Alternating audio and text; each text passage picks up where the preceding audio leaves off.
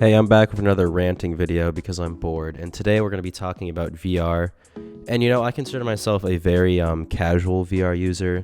I made a couple videos reviewing VR games, all of which are over a year old at this point, and honestly I don't know if they're that good. But anyways, my main issue with VR, and what I want to talk about today, is the majority of the time I feel little to no drive to play VR at all. Like the whole 2-week Minecraft phase meme? I get that with VR, and I kind of want to delve into why that might be happening. And I think this might be a more common thing than people might realize, because I was just looking at MetaQuest's sales numbers just to see if what was going on with the market, because you never know. And so the Quest 2 came out about 5-ish. They're pushing on to 5 years, and they've sold 20 million of those total, which is really good for VR. But then the Quest 3, which came out a year and a half ago, well, first off, they haven't posted any actual numbers, but it's speculated they've sold around 1 million. 1 million in a year and a half compared to 20 in 4 years. That, there might be an underlying issue here. See, what my mind immediately jumps to as the issue is that still in 2025, there's really no VR games that are must-buy system sellers. Or if they are, it's the same games that have been you gotta play this because they're it's a unique experience. They've all been the same since 2017. Because you really think about it, when you think VR, you still think Super Hot VR, Beat Saber, Rec Room maybe. All those games came out in 2017 around the era, and we really have nothing that's pushed the system or more of the systems to the mainstream since then. And don't get me wrong, these are all very good games. I am not hating at all. This is not meant to be an inherently negative video. It's just me talking about why I think VR is kind of stagnated and it's not in the mainstream as much as it was probably back in 2020, stuff like that. With some exceptions, the majority of the time I use VR now these days as a thing to show off to friends or something like that. Or my parents will have people over and I'll have them play Richie's Plank Experience, or we'll have the neighbors over and they'll play Job Simulator, or the lab that Valve came up with.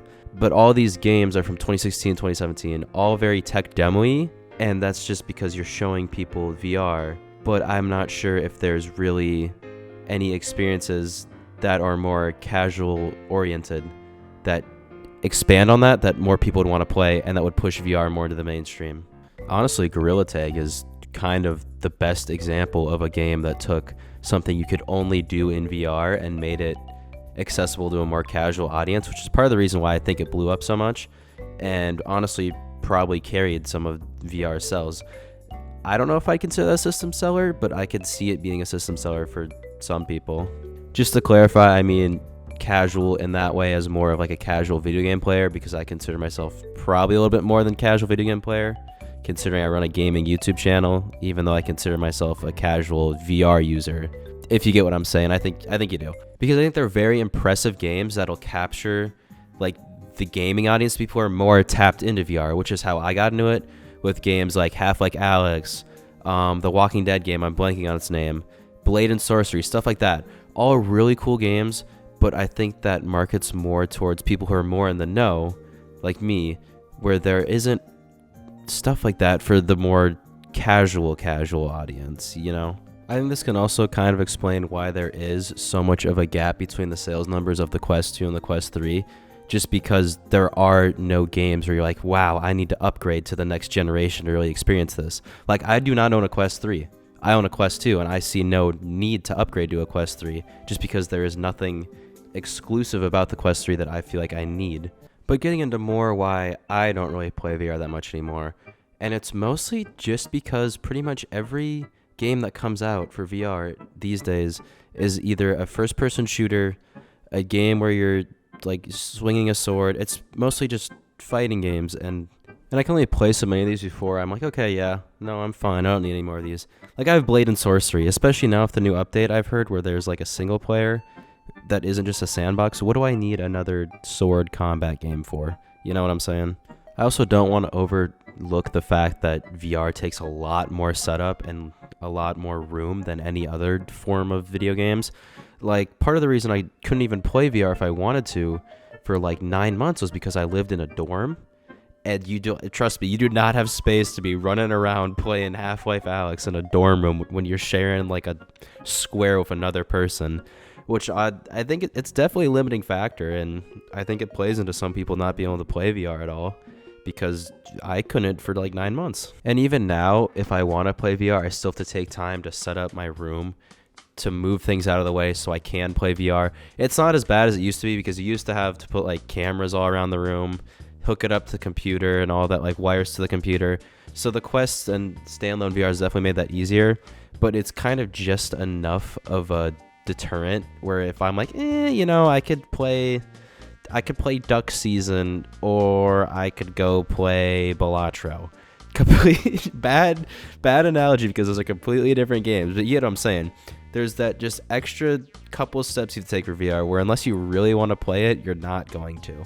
And honestly, I think VR's biggest strength is that it is a very social device. Everything you need to play online and to have like a cooperative online experience is built into the system, which is why that's pretty much all I play. I mean, these days you'll catch me playing random games on Rec Room just because it's funny, because half of them are bad. But I also really like Walkabout Mini Golf, just because who doesn't like playing mini golf? And you can just join in with a couple friends and you're good. That's all you need. I don't play it much, but I also think that's why Among Us works so well in VR. The little I did play of it was a blast, but like stuff like that, if the VR industry leans more into very social oriented games, or just find something that isn't just shooting bad guys, please, for the love of God, I would love a VR game that isn't that. It's not as bad as I'm making it sound like, but I feel like that's a lot of things you see with it. Like I've heard there's like climbing games. I could see that being really cool in VR. It could also be disorienting. That's kind of a hurdle, but I don't know. I don't know how to talk about that. I'm not smart enough about that. I also don't even know if any of this really matters, because I really can't tell what Meta wants their headsets to be. Like that Quest Pro that came out whenever, it seemed more to be used for like office stuff than gaming, and I don't see a world where that blows up. Like, who's gonna want to go to their job and put on a headset? I personally think they should lean more into the gaming market, but I don't know. I don't run a $1 trillion company, and I'm probably a very biased source because, once again, I run a gaming channel.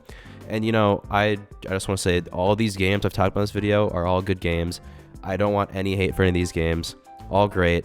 I just wanted to rant about the state of VR and how I feel about it in 2025, because it's pretty much a 2-week Minecraft phase thing for me at this point. So yeah, thanks for watching this video. Appreciate it. Subscribe if you want to. See you in the next one if I do.